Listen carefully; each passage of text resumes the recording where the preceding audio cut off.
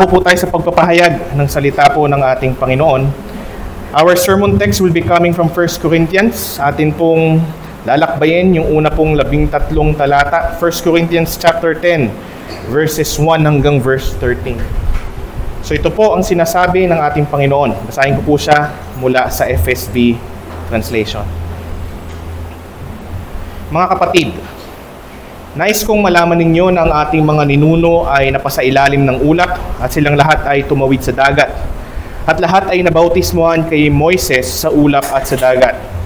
Silang lahat ay kumain ng parehong pagkaing espiritual at lahat ay uminom ng parehong inuming espiritual, sapagkat sila'y uminom mula sa batong espiritual na sumunod sa kanila. At ang batong iyon ay si Kristo. Ngunit hindi nasihan ng Diyos sa karamihan sa kanila at sila'y pinuksa sa ilang. Ang mga bagay na ito ay nagsisilbing halimbawa sa atin upang huwag tayong magnasa ng masasamang bagay katulad nila. Huwag kayong sumamba sa mga Diyos-Diyosan tulad ng iba sa kanila. Ayon sa nasusulat, naupo ang taong bayan upang kumain at tuminom at tumayo upang sumayaw. Huwag tayong makiapi gaya ng ginawa ng ilan sa kanila, kaya't sa loob ng isang araw ay may 23,000 ang namatay. Huwag nating subukin si Kristo na gaya ng ginawa ng pagsubok ng ilan sa kanila, kaya't sila'y nilipol ng mga ahas. Huwag din tayo magreklamo gaya ng iba na nagreklamo at sila'y pinuksa ng tagapuksa. Ang mga bagay na ito ay nangyari sa kanila bilang halimbawa at isinulat bilang babala sa atin na inabutan ng katapusan ng mga panahon. Kaya't nag-aakalang sila'y nakatayo ay mag-ingat na baka siya'y mabuwal. Ang bawat tuksong nararanasan ninyo ay pawang karaniwan sa tao. Ngunit mapagkakatiwalaan ng Diyos at hindi niya hahayaang kayo'y tuksuhin ng higit sa inyong makakaya. Kundi kalakip ng tukso ay magbibigay siya ng paraan ng pag-iwas upang ito'y inyong makayanan. Ito po ang salita ng ating Panginoon. Sana po bawat isa sa atin ay mapagpala ng mga talatang ito. Samahan niyo po ako sa panalangin. Let's ask the Lord for guidance as we journey through the text. So let's pray. Ay pong dakila at mabuting Diyos, kami po ay nagpapasalamat sa mga talata na inihain mo sa amin, sa patuloy mo pong pagtutustos sa amin as we journey through 1 Corinthians. We're about to embark on a journey sa bago na naman pong kabanata. Kami po ay tustusan mo ng aming biyaya na kakailanganin upang kami ay makinabang ng gusto mula sa mga talatang ito. O aming Panginoong Diyos, kami po ay lumalapit sa iyo na nangangailangan ng kapahingahan. Sana ang bawat isa mong tupa ay makinabang at makapahinga ang kanilang kaluluwa as we journey through the text. Ako man po ay nangangailangan din ng mga bagay na aming mapupulot. Patuloy niyo po akong paalalahanan bagamat ako po ang mga ngaral ng mga talatang ito. Ilayo niyo po kami sa iba't ibang kaabalahan ng diwa. Sana itong mga bagay na ito ay makatulong sa amin upang labanan namin ang aming mga nananatiling kasalanan at sa mga panahon ng tukso kami po ay makaiwas. At harinawa Panginoon, sa tulong po ng iyong banal na Espiritu, muli po siyang pakilusin upang gamitin ang iyong salita at ipakita sa amin ang dakila mong anak at ang dakila mong kalooban. Maraming pong salamat. Ito po ay aming dalangin sa pangalan po ng aming aking pastol, ang aming pong Panginoong Hesukristo. Amen and amen. Tayo po nagpapatuloy doon pa rin po sa parehas na paksa na inumpisahan natin way back 1 Corinthians chapter 8. At ito po ay patungkol sa kaalamang may kalakip na pag-ibig, lalo na po sa atin pong pag-exercise ng ating mga kalayaan, karapatan, or liberties in Christ upang tayo ay matuto na sa halip na pakatangan ng iba na masama yung kalayaan na ating natamumula sa ating Panginoong Hesukristo, ay huwag nilang labelan na ang isang bagay na mabuti ay masama. Hindi dahil sa ito'y masama talaga, pero dahil hindi mabaganda o mabuti o para sa ikabubuti ng ibang nasa kahinaan pa ng budhi ang ating paraan ng either ng pagpapahayag o pamumuhay ng mga kalayaan na ito. Alam niyo po ay napakarami ng mga naging problema ng mga taga-Korinto, especially in terms doon sa kanilang pamumunga sa Espiritu.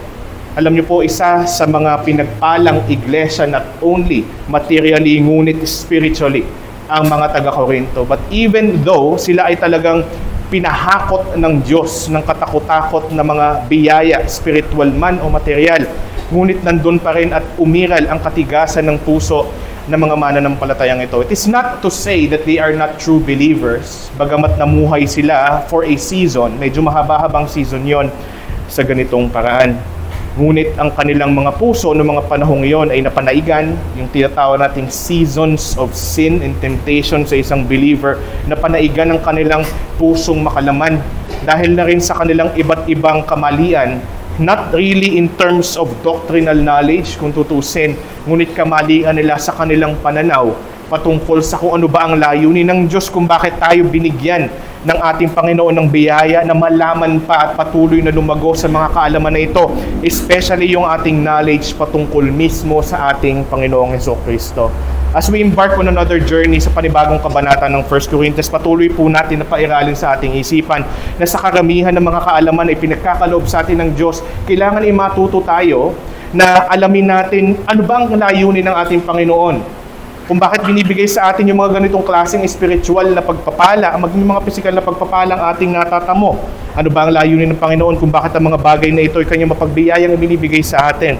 Is it for us to be abusive of His grace and His mercy, na magpatuloy tayo na mabuhay, hiwalay sa mga nais ng Diyos, na paraan natin ng pamumuhay bilang napawalang salang mananampalataya kay Kristo, upang tayo ay magkaroon lalo ng kalakasan? Na dahil kasama ng pagliligtas sa atin ng Panginoong Hesukristo ay binabago niya ang disposisyon ng ating puso, at tayong dati na mga manhid sa mga bagay ng Diyos at manhid sa pagmamahal sa Kanya ay nabigyan ng bagong hangarin na siya ay mahalin, talikuran at kamuhian ng ating mga kasalanan, at sa pamamagitan pa ng mga pagpapala, spiritual man o hindi na pinagkakaloob sa atin ng Panginoon, ay magpatuloy tayo na lumalago sa ating paglalakbay, that as we worship the Lord, as we dive into the means of grace privately, as we come to the living stone, sabi nga ng devotion ni Pastor Jonathan Cortez, ay tayo rin ay nagiging living stones, nagiging kahawig ng ating Kristo na sinasamba. Dahil yun naman talaga ang layunin kung bakit tayo ay binigyan ng mga kasangkapan ng biyaya, ng kaalaman, ng iba't ibang mga pagpapalang spiritual, at bakit pinapaalala pa rin maging ng Panginoon ang kanyang kabutihan, maging sa mga pagpapalang material. Ito hindi upang tayo umabuso sa kanyang kabutihan, ngunit tayo ay patuloy na lumakad sa katwiran, dahil tayo ay binilangan ng katwiran ng ating tagapagligtas, ang ating pong Panginoong Hesukristo. Alam niyo po, may kasabihan na history repeats itself. Siguro naririnig niyo yun, no? Malimit po. Sa kasamaang palad, whenever we hear those phrases said, that history repeats itself, usually hindi maganda yung konotasyon. Hindi maganda yung dahilan kung bakit ito sinasabi ng nagsasabi. Usually when someone says history repeats itself, may kasunod. Ano yung kasunod? People never learn. Hindi natututo ang tao. Alam niyo po, walang masamang maulit kung ano man nangyari sa kasaysayan. Pero kung ano man yung masamang nangyari sa kasaysayan, ang kasaysayan na ibinigay ng Diyos sa atin bilang pagpapala upang makinabang tayo doon at matuto tayo, hindi lamang sa mga naging magagandang pangyayari sa kasaysayan, ngunit maging yung mga masasamang nangyari sa kasaysayan. At pag nakikita natin sa kasaysayan yung mga hindi magandang nangyari, layunin ng Diyos na ituro sa atin na umiwas tayo sa mga bagay na yon. Layunin din ng Diyos na kung tayo ay nahulog sa parehas na nangyaring hindi maganda sa kasaysayan, ay gamitin yun ng Diyos upang tayo ay maitama, upang wag tayo magpatuloy sa maling direksyon o pagtahak ng pamumuhay na kung saan ay maaaring iniiwas tayo ng Diyos o maaaring itinatama tayo ng Diyos upang tayo ay makawala sa pagkakabihag ng muli nating pagpunta o pagbalik sa mga bagay na tinuro na sa atin ng kasaysayan ng Diyos na hindi magandang tahakin na landas, upang tayo ay magpatuloy sa pagiging kawangis ng ating Panginoong Hesukristo. Sa atin pong namamataang teksto ngayon, yun po ang itinuturo sa atin ng ating mga talata, na sa patuloy na paghihimok ni Apostol Pablo na magkaroon ng pag-ibig, nakalakip ang kaalamang alam na at pinagpala ang mga taga-Korintong matamo upang ma-exercise sila ng tama ang kanilang buhay at ang mga nalalaman lalo na patungkol sa ating Panginoong Hesukristo, bago niya idako sa pag-iwas sa pagsamba sa mga Diyos-Diyosan ang mga taga-Korinto, especially in practicing their Christian liberty, para hindi rin sila makatisod ng iba. Dumako si Apostol Pablo sa mga madaming kasaysayan na pinagdaanan ng bayan ng Diyos, particularly the nation of Israel in the Old Testament, in order to learn, not necessarily from the things they've done right, because there's only a few. Diba nakakalungkot, diba?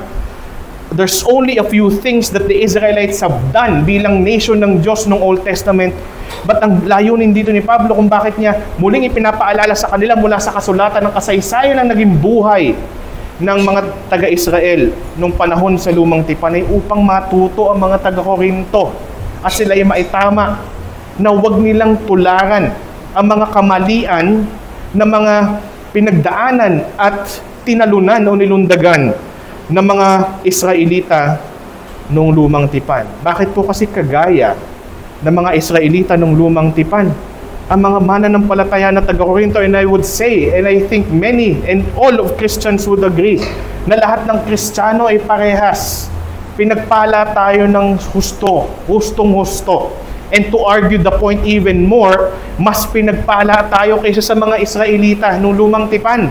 They were looking forward to the Savior that they have misunderstood and misinterpreted. We are in the age of fulfillment, na kung saan tayo, ang mga tao sa kasaysayang inilagay ng Diyos upang ating makita ng may kabuuan mula sa kasulatan, maybe not face-to-face yet, but in history, nandun tayo sa bahagi ng kasaysayan na ang hinihintay na tagapagligtas ng mga Israelita ay natupad sa ating panahon. At hindi lamang yun, natapos na ang gawain ng tagapagligtas na iyon, si Hesukristo, upang ang mga pagpapala ng kaligtasan ay matamo ng mga sumasampalataya sa Kanya. Pero lagi nating tatandaan, as we shall learn from the text, hindi dahil mali ang mapagpala ng gusto, pero dahil minananatili pa tayong kasalanan, napakadali nating abusuhin ang mga pagpapalang ito. Tandaan natin na hindi porket tayo lubos na pinagpapala ng Diyos, hindi porket ang ating Panginoon ay talagang mapagbiyaya at malalim ang Kanyang pagpapasensya, kumbaga sabihin natin mahaba ang Kanyang pisi, ay tayo may karapatan ng abusuhin ang mga pagpapala niya sa atin. Na tayo ay bagamat pinalaya na at pinawalang sala na at hindi nawawala ang kaligtasan, ay ibig sabihin nito na ang ating Panginoon, basta-basta lang natin pwedeng lapastanganin. Ito pa nga sa kasamaang palad na nangyayari sa atin, nilalapastangan natin ng Diyos using the blessings that He has given us. Ganun kabigat ang mga bagay minsan na hindi natin basta-basta sinasaalang-alang sa ating kamalayan. Na maging mga pagpapalang ibinibigay ng Diyos, spiritual man o material, ginagamit natin laban sa Kanya. Matapos ang kamalayan ng bawat isang Kristiyano na tayo ay pinalaya na. Tayo ay iniligtas na.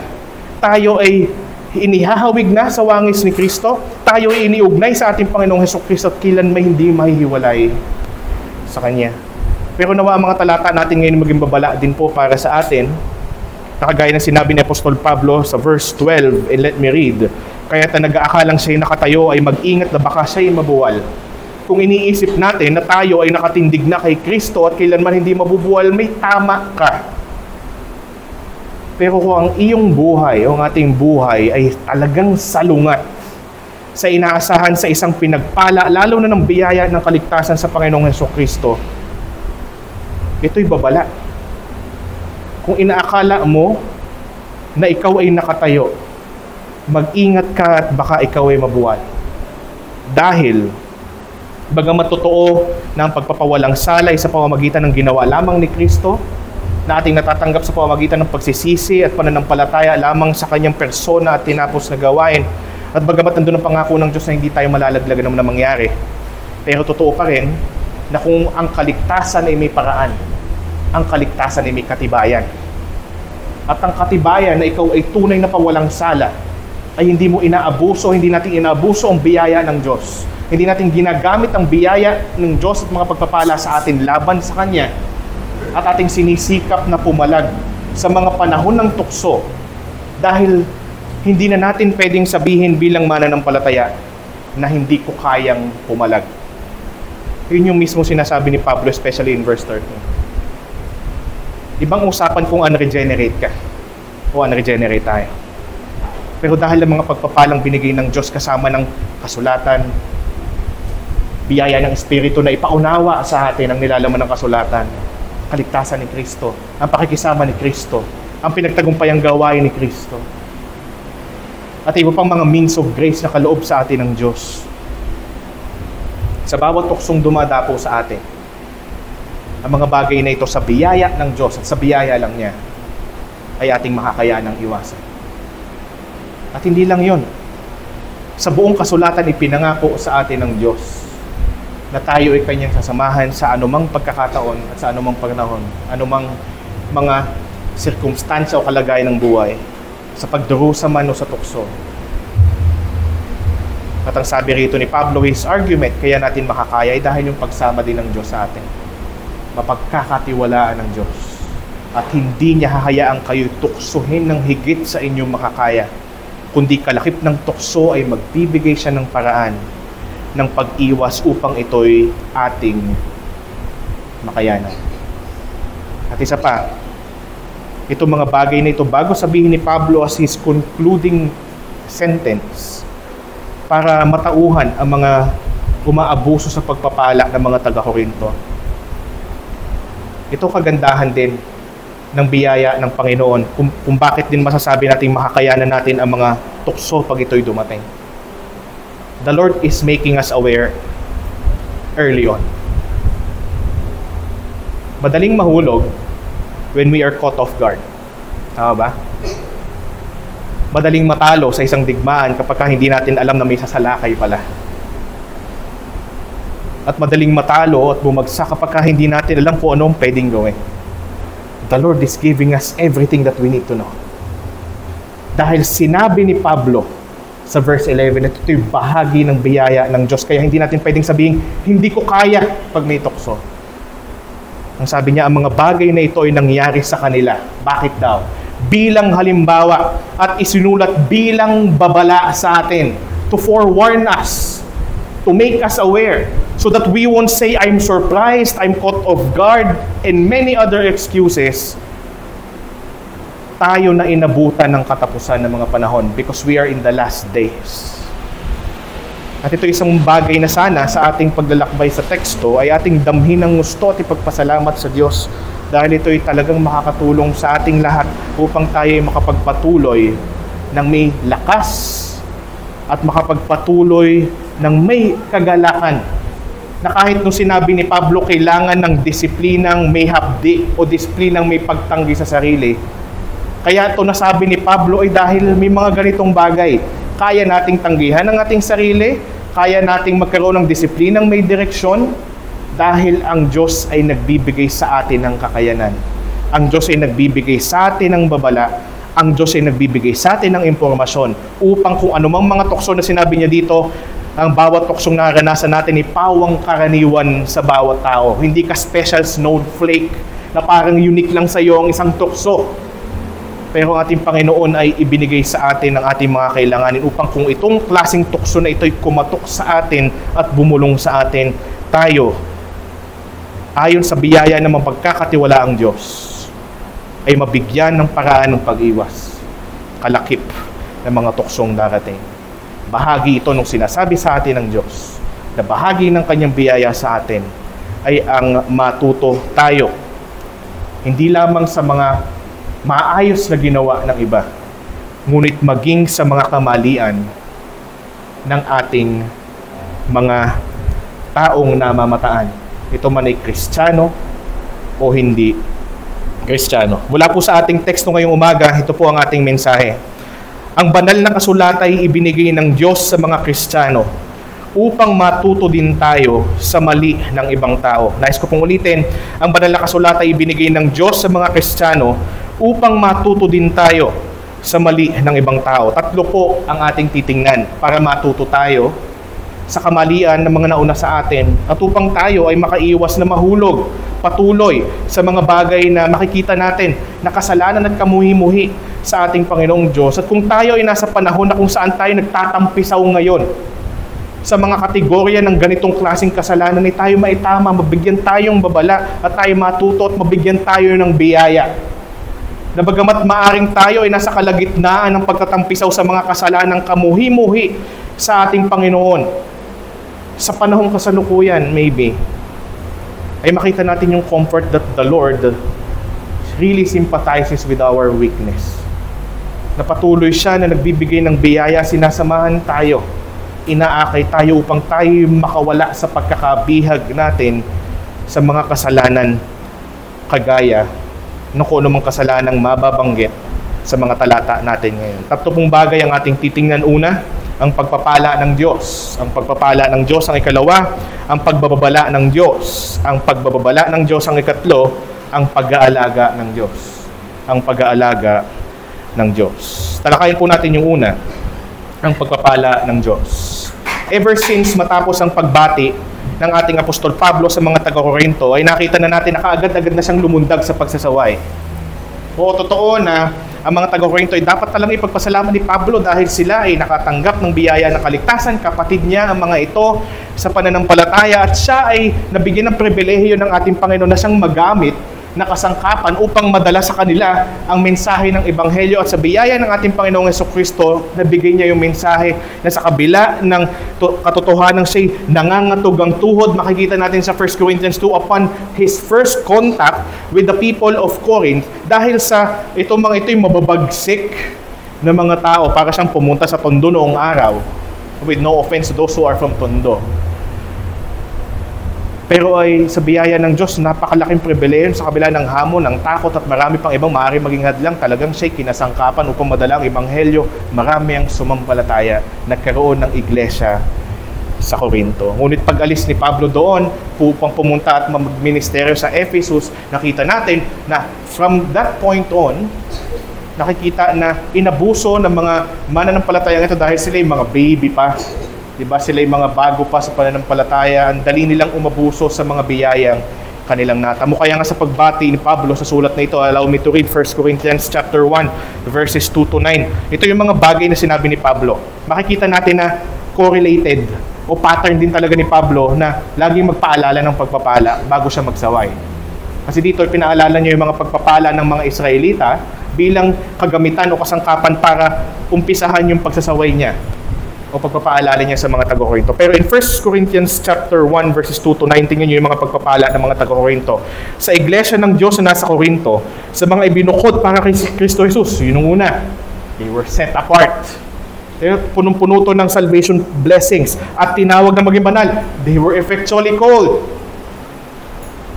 Kasama ng lahat na nasa lahat ng dako ay tumatawag sa pangalan ng ating Panginoong Jesucristo. They are part of the universal church na Panginoon nila at sa Panginoon din natin. Sumainyo ang biyaya at kapayapaang mula sa Diyos na ating Ama at mula sa Panginoong Jesucristo. They were adopted. Ama nila ang Panginoong Diyos. Palagi ako nagpapasalamat sa aking Diyos tungkol sa inyo dahil sa biyaya ng Diyos na ipinagkaloob sa inyo. Sa pamamagitan ni Kristo Jesus, they were redeemed by the grace of justification. Dahil sa pakikikugnay ninyo sa Kanya, they were united to Christ. Ano pa? Dahil sa inyong pakikiugnay sa Kanya, pinayaman kayo sa lahat ng paraan sa pananalita at bawat kaalaman. They were gifted and they have the right knowledge of theology. Ano pa? Kung paanong pinagtibay sa inyo ang patotoo ni Kristo. They were identified with Christ. Ano pa? Kaya't hindi na kayo nagkukulang sa anumang espiritual na kaloob habang inyong hinihintay na maipahayag ang ating Panginoong Jesucristo. Two blessings are there. Hindi sila pinagkukulang sa mga tinatawag nating spiritual blessings. At ikalawa, sila ay may pag-asa na sila'y kasama sa mga naisdatnan ng Panginoon sa kanyang muling pagparito. Ano pa? Siya rin ang magpapatibay sa inyo hanggang sa katapusan. Mayroon silang eternal security in Christ. Mapagkakatiwalaan ng Diyos at sa pamamagitan niya ay tinawag kayo. Yun muli ang paalala ng effectual calling upang makiisa sa kanyang anak. Paalala na naman ng union with Christ sa Jesucristo na ating Panginoon. Pagkatapos nun, makikita nyo na nakatanggap daw siya ng sulat mula kay Chloe and many more. Dito ang ginagawa ni Pablo ay idinidirekta niya ang mga sinasaway niyang mga taga-Korinto in the 10th chapter of 1 Corinthians upang ipaalala sa kanila. Alam nyo, kagaya ninyo, ang mga Israelita ay ganyan din ang araw o noong araw. Tingnan nyo ang ginagawa ni Pablo. Inisa-isa niya ang mga pagpapala na kung saan ay natamo ng may kahustuhan, ng may kahigitan rather, na ibinigay ng Diyos sa mga Israelita. Makikita natin mga kapatid, nais kong malaman ninyo ng ating mga ninuno. Na hindi ito ninuno based upon blood ancestry, dahil hintil lang mga ito. Ito yung mga ninuno in terms of regeneration. Not based on generation, but based on regeneration. ang mga ito una napasailalim ng ulap. Ang kinukot dito ni Apostol Pablo is Exodus 13:21 to 22, Exodus 14:19 to 20, Numbers 9:15 to 23. Na yun ay ilan lamang sa mga talata sa Lumang Tipan na nagpapakita sa kasaysayan na kung saan noong mga panahong nasa wilderness ang mga Israelites, sila ay laging sinasamahan ng ating Panginoon, isang form of theophany o pagpapakita ng Diyos. At yun yung tinatawag natin na yung cloud, di ba? Laging may cloud na sumasama sa kanila. Bakit sila napasailalim? Makikita natin sila ay pinapailaliman noon. That is to say na sila ay talagang ginugwardiyahan, binabantayan, inaalalayan, sinasalalayan ng ating Panginoon. Kung wari Exodus 13:21 to 22, ang Panginoon ay nangunguna sa kanila. Yun ibig sabihin na napasasailalim din. Sila ay pinangungunahan, pinamumunuan ng ating Diyos mismo. Ang Panginoon ay nangunguna sa kanila sa pamamagitan ng haliging ulap. This talks about not just the leadership and rulership and grace of God to the Israelites, but it talks about the presence of God. Diba, isa yun sa mga bagay, kumbaga kung ako, passionate ako about the immanence of God, yung paglapit ng Diyos sa kabila ng hindi siya maabot, ipinaabot niya ang kanyang sarili sa atin. At ito'y napakagandang biyaya na natamo ng lahat ng mananampalataya, maging ng mga Israelita nung kanilang panahon. Ano pang mga pagpapala, sila itinawid ng Diyos sa dagat nung sila kamuntikan ng abutan at pagpapatayin ng mga kawal ni Pharaoh nung magbagong isip nito na sila palayain mula sa pagkakabihag. Silang lahat tumawid sa dagat.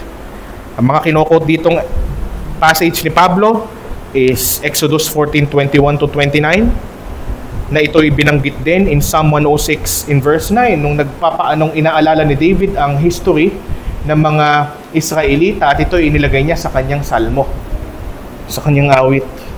We all know the story, kaya hindi ko nababasahin yung mga text involved, yung hinati yung Red Sea, tapos sila'y tumawid doon. Isa pa, sila'y nabautismuhan kay Moises, nakalagay dito sa ulap at sa dagat. Anong ibig sabihin nun? Ang ibig sabihin minsan ng word na baptism is, it's to be immersed. Pag sinabi nating immersed, they were under the leadership of Moses. Binigyan sila ng kumakatawan sa Diyos na mamumuno sa kanila. Diba, makikita natin, isa sa mga maaaring kinukot dito ni Apostol Pablo is Exodus 14 verse 31 na nakalagay doon, naniwala ang Israel sa Panginoon at kay Moises na kanyang lingkod. They were immersed in Moses. They are united with the leadership of Moses, dahil si Moses ang hinirang ng Diyos na mamuno sa kanila, which is also a type and shadow of Christ. That's why Christ is the better Moses. But nonetheless, yung mga panahong yun, they were baptized in Moses. Kaya di ba sabi sa New Testament, we are baptized into Romans 6. We are baptized into Christ Jesus. We're under the headship, we're under the leadership, the rulership, the shepherding of our Lord Jesus Christ. Ano pong pagpapala ang makikita natin dito? Kumain sila ng isang pagkaing espiritual at ng inuming espiritual. Alam naman natin ang ating Panginoon, noong mga panahong nasa ilang ang mga Israelita ay nagpaulan ng mana sa langit.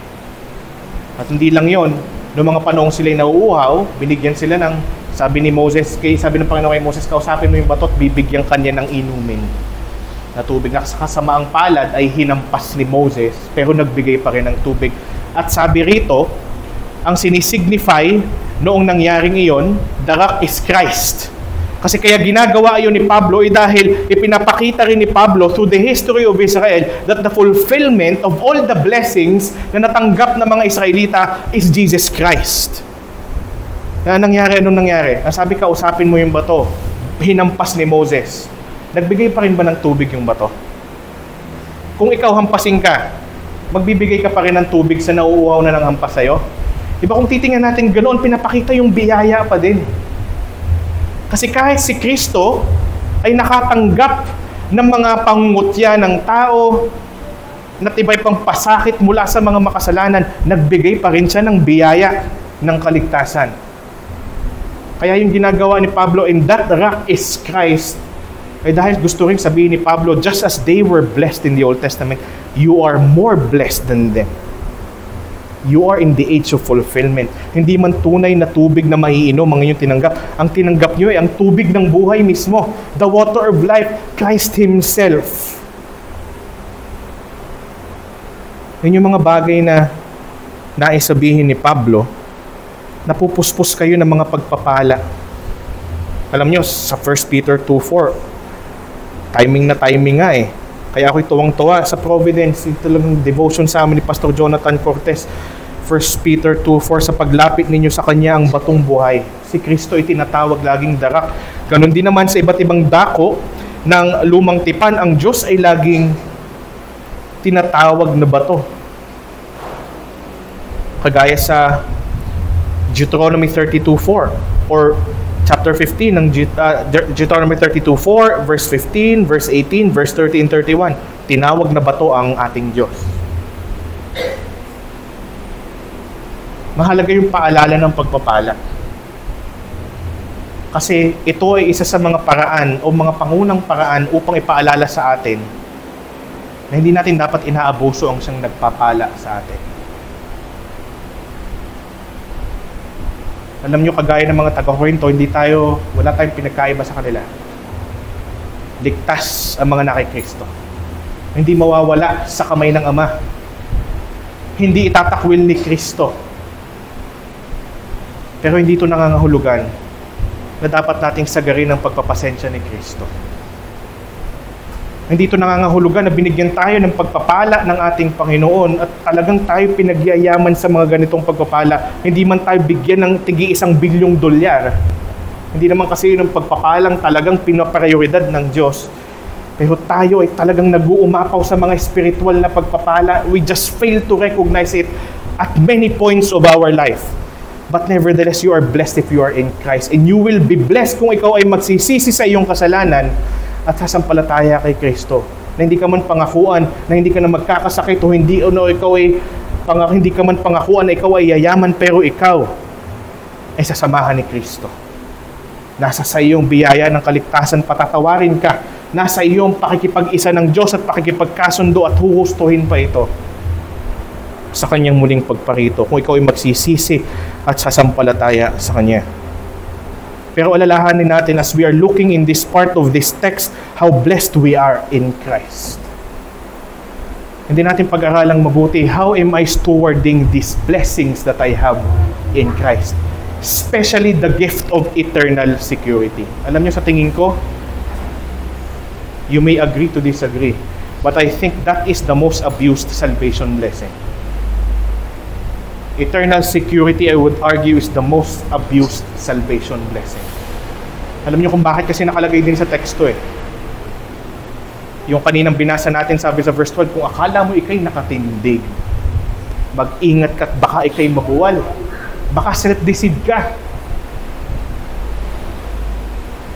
Pero dito rin makikita natin na ang kasunod, after ng mga blessings na binanggit ni Pablo, ay yung mga salitang ngunit hindi na siyahan ng Diyos sa karamihan sa kanila. Itanong natin sa ating mga sarili bago tayo lumundag sa ikalawa nating puntong titingnan. Sa mga namamalayan natin at alam nating totoo na mga pagpapala, especially spiritual blessings, salvation, blessings that we have in Christ, ito ba'y kinakasangkapan natin sa paraang malulugod ang Diyos? Sa paraang nalulugod ang Diyos, especially eternal security, at marami pang ibang salvation blessings, adoption, napakalaking pribilehiyo na tawagin kang anak ng Diyos. Natawagin tayong anak ng Diyos. That is supposed to be only unique to Christ. And yet you are among the child of God. Si Kristo ay namatay para sa mga kagaya mo at kagaya natin, ng mga makasalanan. Nasisiyahan ba ang Diyos sa buhay mo ngayon? Sa tingin mo kung iyong susuriin ito ng may matapat na pagsusuri. Hindi ko sinasabing dapat tayo maging perpekto. Pero ikaw ba'y pumapalag kapag may tukso? O ikaw ay basta-basta lang lumulundag dito? O ikaw pa mismo ang naghahanap ng mga pagkakataon na kahit walang tumukso sa iyo, ikaw ang gumagawa ng sarili mong ikapapahamak? Yun yung mga bagay na kailangan nating suriin dahil mapatanong ka dapat at mapatanong tayo dapat Sa dami ng pagpapalang ito, tama ba namang gawin ko pa ito sa nagpala sa akin? Marami tayong pinagkakautangan ng loob dito sa ating buhay sa daigdig. And I know you would think of it ridiculous to even plan or blatantly have the desire to offend them. Tama ba? Could you bear the thought na pagplanuhan natin na ating alsan ng paggalang, lapastanganin, bastusin ang mga taong pinagkakautangan natin ng Lord? Even the unbelievers who are unregenerate have the common grace na hindi dapat yun o tamang gawin sa ating mga pinagkakautangan ng loob. The more that we should know more and live more when we think about the blessings that we have in Jesus Christ. When we think about the blessings that we have in the triune God, na hindi naman sila obligadong bigyan ka ng kahit ano, ba't ibinigay sa iyo ang pinakadakila, ang anak ng Diyos, upang ilapit tayo sa ating Panginoong Diyos. And with all that said, matapos ang pagpapala, dumako tayo sa ikalawa. Naroon po ang pagbababala ng Diyos. Alam niyo, kasama po ito sa biyaya ng ating Panginoon. Usually, kapag tayo ay nagbababala sa iba, o sinasaway natin ng iba, kinagagalitan tayo ng ibang tao, no one wants to be held accountable, and no one wants to be told they're wrong, and nobody wants that we rain on their parade. No one wants to be hindered in doing the things that they're pleasured with or pleased with, kahit pa kasalanan ang mga bagay na ito. Pero kung ating titingang mabuti, maaaring wala tayong karapatang mag-demand sa iba dahil pare-parehas tayong tumanggap lamang ng biyaya sa nag-iisang Diyos. Pero hindi natin maaari na ng ating Panginoon ay talagang lapastanganin natin gamit ang mga pagpapalang ibinigay niya sa atin.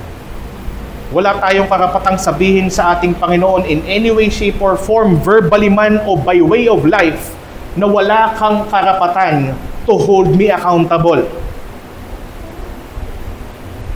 Na dapat wala kang pakialam kung paano ko gamitin o kasangkapanin ng buhay ko. Una sa lahat, yun ay isang napakalaking kahangalan. Una, nilikha ka ng Diyos. Pangalawa, tinubos ka niya. Binili ka sa isang halaga. Wala kang halaga, binili ka sa isang halaga. Ang halaga yung anak niya. Anong sunod? Huwag na tayong maging alipin ni numan. Ito may sarili mo, ibang tao, kalagayan, o ano pa mang bagay sa daigdig na ito.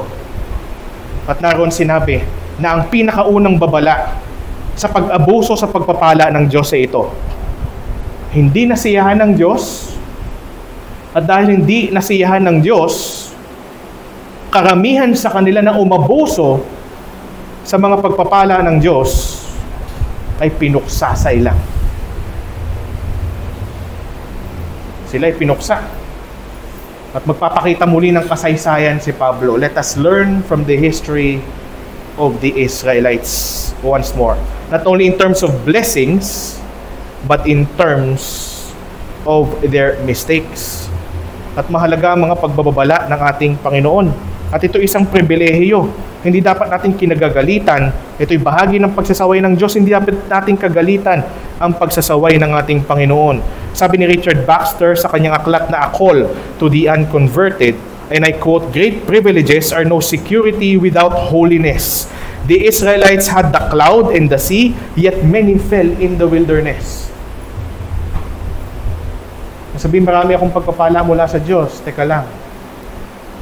And let me clarify. Very good thing ang mapagpala ng Diyos. Tama ba? Pero hindi yun ang indicator na tunay kang sa Kanya.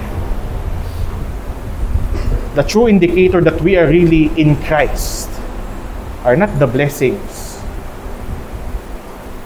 but the transformation of our life. Yun ang argument ng teksto eh. Ang dami lang pagpapala pero anong wala? Walang nababago sa buhay nila. Isipin niyong mabuti kung ilang beses nagreklamo ang mga taga-Israelites, ang mga Israelita. Kung ilang beses silang nangulunya o nakiapid o nahulog sa sexual immorality. Ilang beses sila na sumamba sa Diyos-Diyosan. Ilang beses sila nagreklamo at marami pang iba. Even though time and time again, ang pagpapasensya ng Diyos ay binibigay niya. At ang pagpapala ng Diyos ay sumasa kanila. And yet, history, pag tingnan niyo Old Testament, history repeats itself in a very displeasing way. Displeasing to God. Kaya makikita natin, sabi rin ni John Owen from his book, The Nature of Apostasy, Privileges, though never so many, can be no evidence of justification while the heart is not right with God. A heart that is not right with God is a heart that deliberately sins. Hindi ko sinasabi magiging sinless tayo sa panahon ngayon, but people deliberately sins without even the thought of fear of God, yung reverential fear. Ang may marka lang ng walang pagkatakot sa Diyos ay mga unbeliever. Romans chapter 3. Isa sa mga indicator ng unregenerate heart is there is no fear of the Lord in their eyes. It doesn't matter if people around you would see or would know. Whether people would know or not know, God knows. That is supposed to be the only driving force as to why we would live a holy life, not only in the presence of people, but even in the absence of people around us. Ay dito natin makikita, pinuksa sila sa ilang. Pag-aralan mo mabuti ang iyong buhay, mga kapatid. Pag-aralan natin mabuti.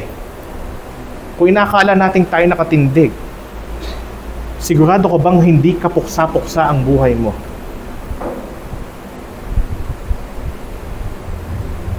Hindi lamang sa publiko, ngunit maging sa pribado. What in the world are we doing in our private time? Are we spending time with God? Or are we spending time sinning against God, who though we recognize or not, is always near? He is. And He always sees. And He sees more than anyone could. Yun yung kailangan natin na tandaan. Sabi ni Thomas Brooks, mula sa kanyang aklat na Precious Remedies Against Satan's Devices, a man may have many outward favors from God and yet perish. Israel had miracles and yet their carcasses fell in the desert. Kaya makikita natin kung gaano katindi pa rin ang kalapastanganan ng mga Israelita matapos silang pagpalain ng katakot-takot na pagpapala. Kaya nga sinabi ni Paul in verse 6, ang mga bagay na ito ay nagsisilbing halimbawa sa atin. Not a good example, but an example, a bad example for us para ma-prevent and to be corrected kung sakaling nandito tayo sa ganitong klaseng season ng ating buhay. Ano sabi niya? Ang mga bagay na ito ay nagsisilbing halimbawa sa atin, ito'y preventive upang huwag tayong magnasa ng masasamang bagay katulad nila.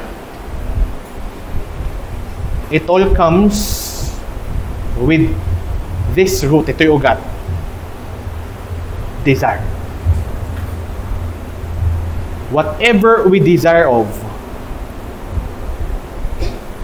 or whatever is our intense desire, or most intense desire, we act on. If our most intense desire is God, we act on that. But if our most intense desire is sin, we act on that. But in the case of these people, alam niyo kung ba't inumpisahan din ni Pablo sa mga pagpapala? Upang ang ating maging utmost desire and most intense desire ay ang Diyos. Kasi ang mga ito, yung mga Israelita, their intense desire is not God but the blessings from God, not God Himself. But God has to be our most intense desire for us to have a life worthy, or sabihin natin, a life na tumutugon sa Panginoon sa paraang nagpapasalamat sa Kanyang mga pagpapala. Sana maging halimbawa din ito sa atin, kaya kung paano itong ginawang halimbawa ni Pablo sa mga taga-Korinto. Una, huwag tayong sumamba sa mga Diyos-Diyosan. Makikita natin yung mga golden calf worship, Exodus 32:6, Numbers 25:1-9, at saka Numbers 21:4.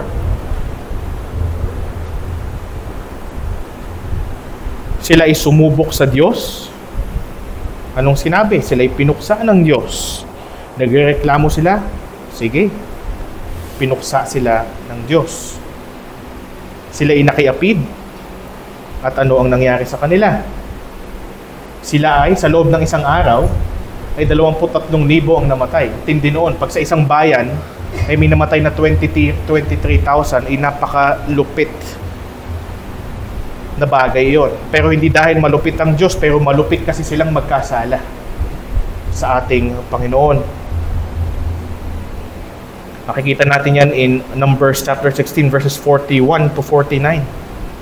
Or rather, Numbers chapter 21 verses 4 to 9. Numbers 14 verse 2, verse 26 and 37. Numbers 16, yung sexual immorality, verses 41 to 49. At marami pang iba't ibang mga talata sa lumang tipan na nagpapakita nitong mga bagay na ito. Ang sabi sa verse 9, huwag nating subukin si Kristo. Alam nyo, pinopoint, di ba sabi sa Old Testament, si Yahweh, sa fulfillment, ipinopoint kay Christ. Huwag nating subukin si Kristo na gaya ng ginawang pagsubok ng ilan sa kanila, kaya sila nilipol ng mga ahas. Yung Nehushtan na makikita natin sa Numbers 21.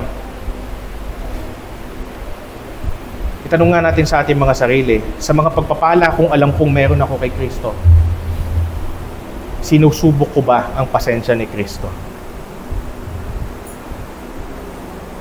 Sinusubok ko ba siya? Inaabuso ko ba ang kanyang biyaya?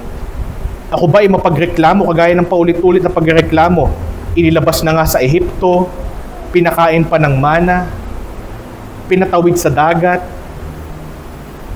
binigyan ng tubig, sinasamahan ng presensya sa pamamagitan ng ulap ng ating Panginoon, pero nakapagreklamo pa din. Verse 10, huwag din tayo magreklamo gaya ng iba na nagreklamo at sila'y pinuksa ng tagapuksa.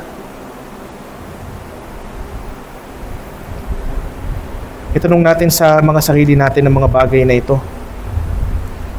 Ang mga pagpapala ng Diyos ay hindi dapat nagdudulot sa atin na maging mapang-abuso. Sa halip, nagdudulot dapat ito sa atin ng banal na pagbabago. Ito pa ang idinudulot sa atin ng mga pagpapala sa atin ng ating Panginoong Jesucristo. I would like to emphasize verse 11 bago tayo tumawid sa huling punto, na mga bagay na yun ay nangyari sa kanila bilang halimbawa. At sa biyaya ng Diyos, anong ginawa niya? Inilakip niya to sa kasulatan at isinulat niya. Hindi natin pwedeng sabihin, hindi ko yan alam. Sasabihin mo lang, hindi mo yan alam kung hindi ka nagbubukas ng iyong Biblia. Pero ito isinulat sa atin bilang babala sa atin na inabutan ng katapusan ng mga panahon. We are in the last days. Dito natin makikita na we can learn from bad example. Learning from good example is what? Aiming for progression until consummation sa ating sanctification. But learning from bad example is prevention and correction sa atin. These things are preventive. At kung kailangan kang sawayin, these things are corrective. Kilabutan ka. Kilabutan tayo kung inaabuso natin ang mga pagpapala ng ating Panginoong Jesucristo. Pupuksain ka niya, hindi dahil sa hindi na siya tumutupad sa pangako na mawawala ka sa kamay niya. Pupuksain ka niya dahil in the first place you have so deceived yourself into thinking that you are His. Because sa naging batayan mo yung mga pagpapala sa halip na ang buhay na nagbabago. Kaya nga ang tawag sa buhay na nagbabago ay the fruit of the Spirit. Ang bunga ng Espiritong isa sa mga pangunahing pagpapala ng kaligtasan na ating natatamo.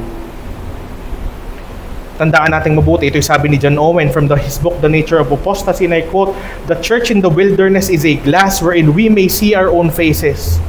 Their sins are written that we might fear." As we are looking at this text, tayo ba'y kinikilabutan? Tayo ba'y natututo? Yun ang dahilan ng Panginoon kung ba't ang mga bagay na ito ay nasa kasulatan. Sabi ni Thomas Watson from his book, The Mischief of Sin, and I quote, "Their story is our warning. We may read our own hearts in their murmurings in unbelief." Take a look at the text and read your heart. Di ba sabi ang salita ng Diyos ay buhay, Hebrews 4:12? It reveals the imaginations and the thoughts of the human heart.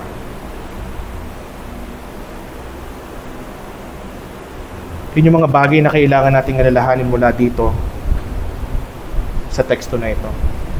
Oo, may pagpapala ang Diyos. Pero biyaya pa rin ito, paano man natin i-receive o hindi. Marindi man tayo o hindi. Pero biyaya pa rin ang pagbabala sa atin ng ating Panginoon. Pwede ka nang durugin ngayon eh. Pwede hindi ka naginising. Pero nakakatanggap ka ng babala ngayon.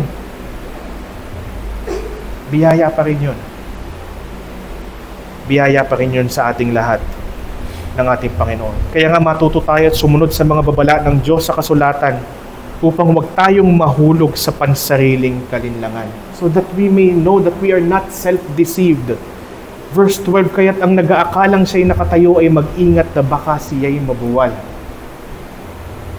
Sabi ni Jesus Christ, not anyone who says to me, Lord, Lord, will enter the kingdom of heaven.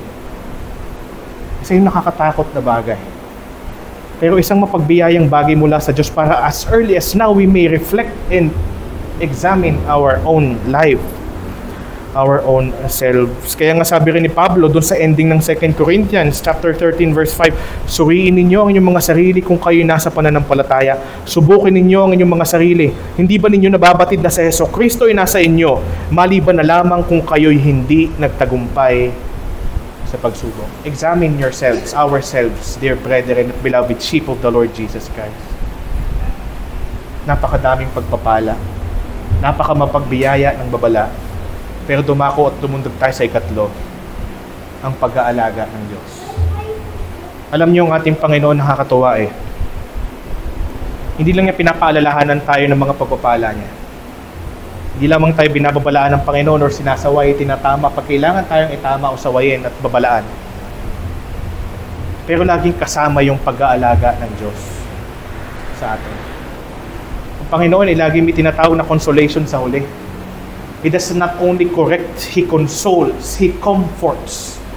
He does not only give us of the warnings of His wrath or His discipline para sa mananampalataya, but He gives us assurance of His grace. There should not be, sabi nga ni Pastor Noel, there should not be a sin-convicting preaching without a grace-inviting one. And this is Christ inviting people, especially His people, to His grace of care, pangangalaga, bagamat nauna yung kanyang mga pagbababala at pagpapaalala sa kanila. Alam niyo, ang pag-aalaga ng Diyos una sa lahat sa pamamagitan ng pagbibigay sa atin ng kanyang salita, na kung saan nagsisilbi bilang babala sa atin. Sino ba nagbabala dito? Si Pablo ba? O ang Diyos? Ang Diyos sa pamamagitan ni Pablo. Bakit? Sino ba talaga ang author ng salita ng Diyos? Ang Diyos mismo. Bagamat gumamit ng mga tao bilang kasangkapan, pero ang Diyos ang nagsasalita. The Word of God is ianiustos, breathed out by God. At sabi dito, isinulat ang mga bagay nito, verse 11, bilang babala sa atin. Nino? Ng ating Diyos. Ginamit niya ang mga propeta sa lumang tipan upang magbabala. Ginamit niya ang mga apostol sa bagong tipan upang magbigay ng mga karunungan at kasama doon ang mga babala ng Diyos. Sino ang nangangalaga? Ang Diyos pa din. Even the ministers who minister to you, God is the one ministering to you. Tinalakay natin yan, di ba, nung tinignan natin yung Durian Principle? Ang Panginoon ang nagmi-ministeryo sa bawat isa sa inyo. Kasangkapan lang ang mga kagaya namin.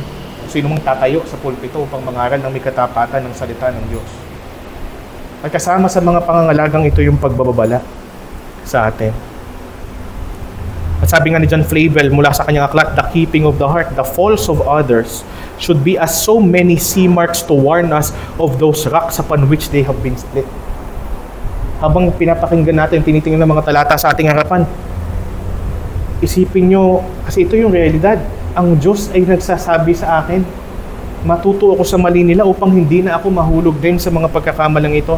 Sabi ni Thomas Brooks from his book, Precious Remedies Against Satan's Devices, examples are the looking glasses in which we may see the spots of our own souls and be preserved from the sins that have ruined others.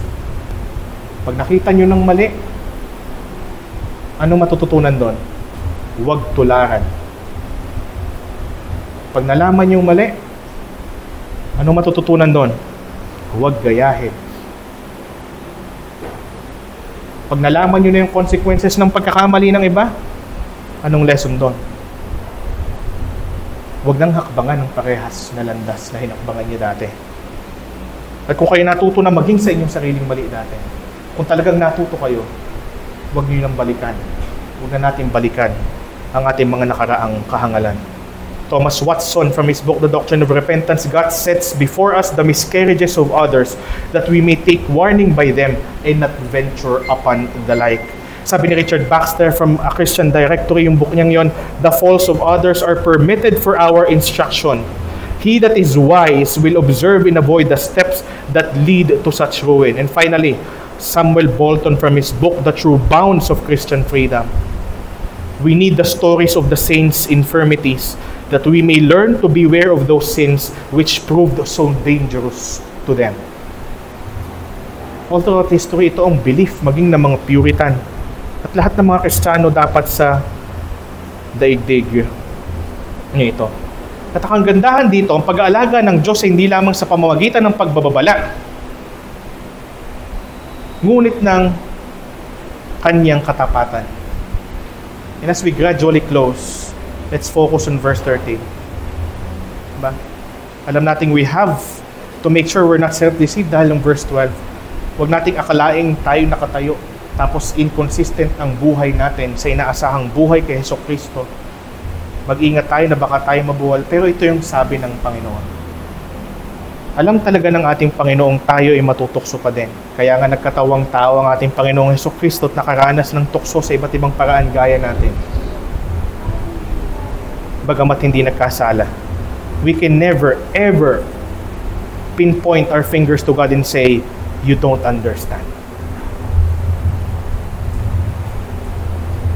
Hindi kailanman maaari iyon. Ang bawat tuksong nakaranasan natin, sabi ng Apostol Pablo, ay pawang karaniwan sa tao. Hindi ka nga special snowflake.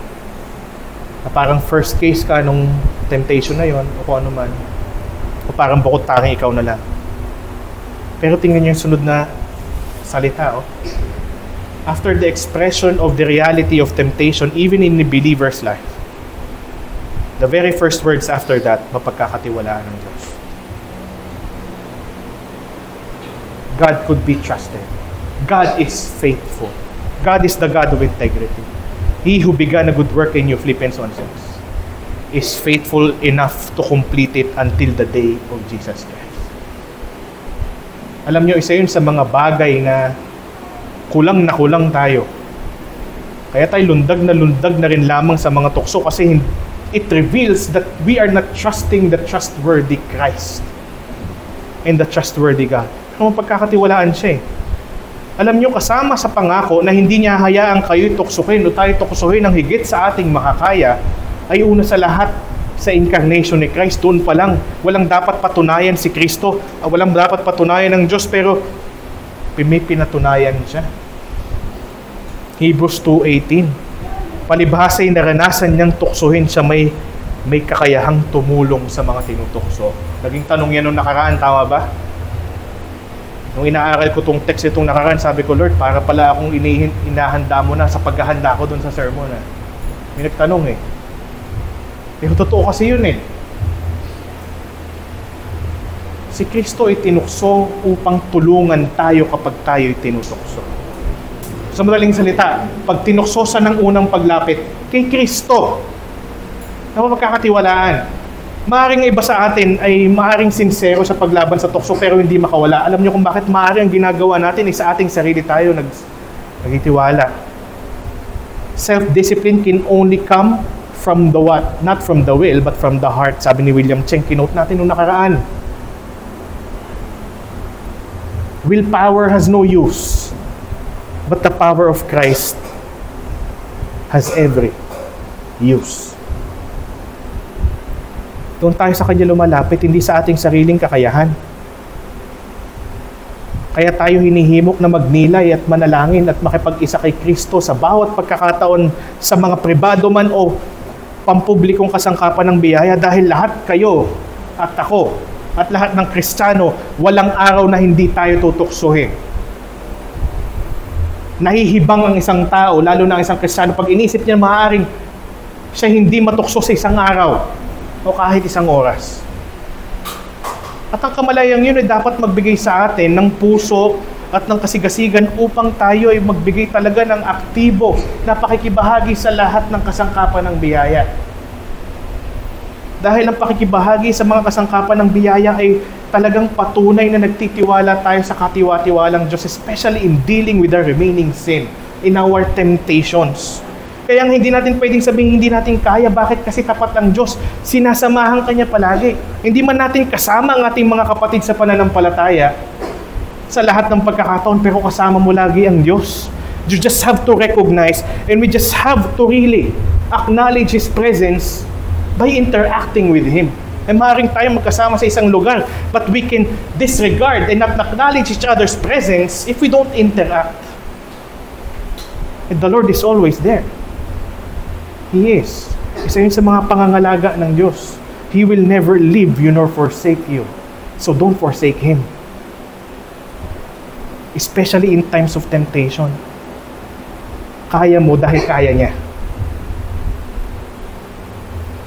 Kaya niya nasabi mula sa kanyang salita at hindi niya hayaan kayo tuksohin ng higit sa inyong makakaya. Kaya natin dahil kaya niya. Hindi dahil sa kaya natin on our own. At hindi lang yon, kalakip ng bawat tukso ay magbibigay siya ng paraan ng pag-iwas upang intoyin yung makayanan. First na paraan, nandito na, obviously, kasulatan. Tama ba? Verse 11. Pangalawang paraan, paglapit kay Kristo sa pamamagitan ng iba't ibang kasangkapan ng biyaya. Pangatlong paraan, the fellowship of the saints. Sa mga pagkakataong maaari tayong magpangipangita at maghimok sa isa't isa towards love and good deeds. Nandiyan ang banal na Espiritu, Romans 8:13, sapagkat mamamatay kayo kung kayo namumuhay ayon sa laman, subalit kung pinapatay ninyo sa pamamagitan ng Espiritu o mga gawa ng laman, kayo ay mabubuhay. We mortify the flesh through Christ. We mortify the flesh to the Spirit. We mortify the flesh to the Father, our triune God, by communing with our triune God. At kaya nakakatulong si Kristo. Matthew 4:1, then Jesus was led by the Spirit into the wilderness to be tempted. Even Christ sets the example of relying on the Holy Spirit in order to fight temptations. And we should do too. Bilang halimbawa sa atin kasama sa mga paraang inilalakip ng Diyos kapag tayo ay tinutukso. So, ibig sabihin, magandang kaisipan to na kapag tinukso tayo, isipin agad natin, ay may tukso, I recognize the temptation, but I recognize may kalakip na paraan ng pag-iwas kasabay ng tukso na yun. It always goes that way. It always goes that way. Nandun din ang providensya. Time and time again, the Lord has proven, at least in my own experience, that the Lord really gives a way out. Means of grace man yan or providential man yan. Kahit minsan mahapdi. But He gives a way out, and then eventually the comfort that the Lord preserves us even if He doesn't have to. At alam kong ganun din sa inyong mga sariling buhay. Yun ang alalahanin natin palagi. Totoo ngang tapat ang Diyos at nagbibigay ng mga paraan upang tayo makaiwas. Nakakayanan natin dahil kaya niya at napatunayan na niya ito ng paulit-ulit. Itong worship na ito ay kasama sa biyaya at paraan na yon. Maaaring tinutukso ko ngayon, tahimik ka lang. Maaaring tuksuhin ka mamaya. Tuksuhin tayo sa ibang mga araw, mamayang gabi at iba pang mga oras. Pero tandaan mong kasama ang worship sa mga kasangkapan ng Diyos. Para ano pa makaiwas tayo? We worship in order to praise God and find rest and nourishment in Him, to fight the battles of our remaining sin. We fellowship not to feed each other's sinful inclination, nor to cause our fellow believers to stumble, but to lead each other to Christ and His Word, which is our help in moments of temptation. As we were given the Scriptures to be our instruction in order to fight temptation and to progress in sanctification. At ilan lamang ito sa mga kaloob ng Diyos upang hindi tayo patangay sa bawat panahon at paanyaya ng tukso. At nakikita rin natin sa ating teksto, no? Dalawang paraan na binibigay ng Diyos sa mga panahon ng tukso. Ang paalala ng pagpapala ng Diyos at ang paalala ng pagbababala ng Diyos. Kasama ito sa pag-aalaga sa atin ng Diyos. Ang ganda ng ginagawa ng banal na Espiritu kay Pablo.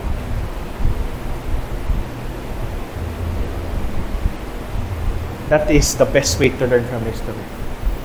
So that we may not repeat bad history all over again. Wala sa ating minais na magtampisaw sa mga putik at mga suka na ating pinagtampisawan na dati. Ang nais natin ay malugod sa atin ang Diyos sa pamamagitan ng tamang pananaw sa Kanyang pagpapala, pasasalamat sa Kanyang pagbababala, at yung patuloy natin pag-recognize sa Kanyang pag-aalaga. Kaya nga mga minamahal na tupa ng Panginoon, tingnan natin paulit-ulit ang ating Panginoong Hesukristo sa bawat pulong at paglapit sa atin na mga tukso. At muli kong babasahin to close yung Hebrews 2:18. Dahil ang ating Kristo ay ganito, palibasa ay naranasan niyang tuksohin, siya ay may kakayahang tumulong sa mga tinutukso. Nawa si Kristo ang tumanggap ng lahat ng papuri at pagdadakila at pagluluwalhati ng bawat isa niyang tupang sumasamba ngayon, nang dahil sa paalala ng kanyang kabutihan, ng kanyang pagpapala, ng kanyang pagbababala, at ng kanyang pag-aalaga. At ang pag-aalagang ito ay nagsisimula nung siya'y mamatay sa krus ng Kalbaryo at muling nabuhay para sa mga kagaya mo at kagaya ko. Sa bawat pagkatok sa atin ng tukso, alalahanin ang mga pagpapala ng Diyos, alalahanin natin ang mga pagbababala ng Diyos, at alalahanin natin ang pag-aalaga ng Diyos. Ganyan tayo makakaiwas. Ganyan tayo makakaiwas. Sana po ang mga bagay na atin pong pinagsalusaluhan ngayon mula po sa salita ng Panginoong Hesukristo ay magdala sa atin ng biyaya at kapayapaan. So, tayo po ay manalangin at tayo po ay aawit matapos ang ating panalangin ng ating pagtugong himno sa ating mensahe ngayon. Salamat po aming Panginoong Diyos sa iyong paalala sa amin, sa paalala ng iyong pagpapala, sa paalala po ng iyong pagbababala, at sa paalala po ng iyong pag-aalaga sa amin. Tulungan niyo po kami na sana kami matuto mula sa kamalian ng kasaysayan o sa kamalian ng mga Israelita, sa kamalian ng mga taga-Korinto, at sa aming mga sariling kamalian at sa kamalian ng ibang taong aming namamatahan. Tulungan niyo po kami na sana wag naming ulitin ang mga maling kasaysayan. Salamat po sa kasulatan na nagbibigay babala sa amin. Salamat po sa kasulatan na nagbibigay ng paalala ng mga pagpapalang mayroon kami kay Hesukristo. At salamat po sa kasulatan na nagpapaalala sa amin ng pag-aalaga. Salamat po ng marami sa mga bagay na ito. Tulungan niyo po kaming tugunin ang bawat mong pagpapala sa paraang makapagbibigay ng kasiyahan sa iyo ang aming buhay. Tulungan niyo po kami na tunay na aming suriin ang aming sarili upang hindi kami balang araw kasama pala sa mga taong pupuksain mo, bagamat kami naging bahagi ng iyong iglesia. Assurance of salvation, Panginoon, is only through Christ alone. Pero ang ebidensya ng tunay na pagpapawalang sala ay ang patuloy na buhay na nababago kay Hesukristo. Tulungan niyo po kami na laging i-harmonize sa aming isip ang mga bagay na ito upang aming mga buhay habang hinihintay namin ang aming pagpanhik dyan sa iyo kung kailan mo kami tawagin ay maging kalugod-lugod at maging magandang patotoo sa iba. Maraming salamat po. Sana po ang mga pakinabang ng mensahe ngayon ay pakinabangan ng mga minamahal mong tupa, hindi lamang dito sa NLRBC, ngunit sa iba't ibang dako, mga iglesia sa iba't ibang dako ng daigdig na ito. Maraming pong salamat o aming Panginoong Diyos. Ito po yung aming dalangin sa pangalan po ng aming Panginoong Hesukristo. Amen. This sermon was preached by Pastor Francis Talon of New Life Reformed Baptist Church.